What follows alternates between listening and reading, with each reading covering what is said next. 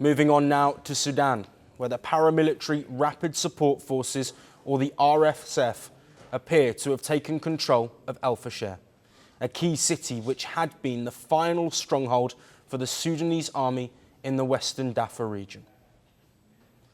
The RSF released a video cheering its takeover.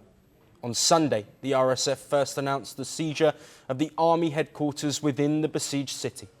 Later, the governor of Darfur region confirmed that rapid support forces now control the city. The Sudanese people's right is in our hands, and we are now inside the 6th Infantry Division. The paramilitary group have encircled the city for around 18 months as they have fought with the Sudanese army alongside other rebels and local fighters. El-Fasher has been under heavy bombardment during that time, with drone and artillery attacks.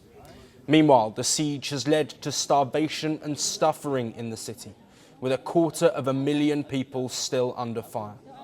The encirclement has also made it difficult for the Sudanese army to resupply and reinforce its soldiers.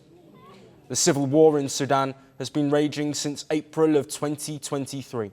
Most of the east and the north of the country is controlled by the Sudanese army, including the capital Khartoum. Large parts of the Western Darfur region and parts of the south are under RSF control. That position is only strengthened with the capture of El-Fasher. The RSF say this is a significant turning point. Our forces managed to liberate the 6th Division in El-Fasher, breaking the back of the army and its allies by establishing full control over the strategic military base, a step on the path to building a new state that all Sudanese will participate in establishing according to their aspirations for freedom, peace and justice.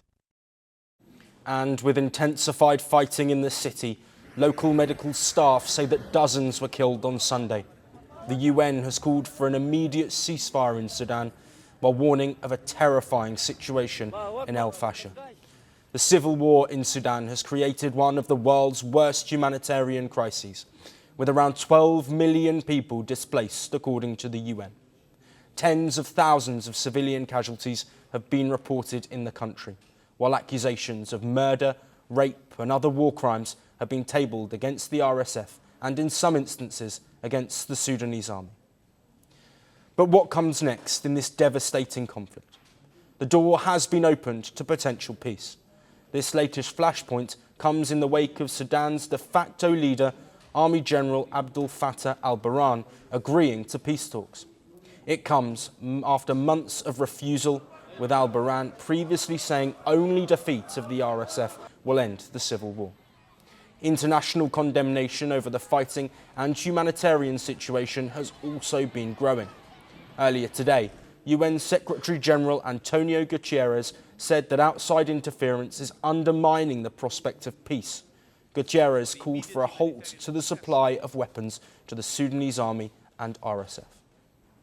So how will the fall of El-Fasher impact the pursuit of peace? The RSF have further strengthened their position over the Darfur region, which in turn could hasten the splitting of Sudan. But concerns continue over attacks on civilians.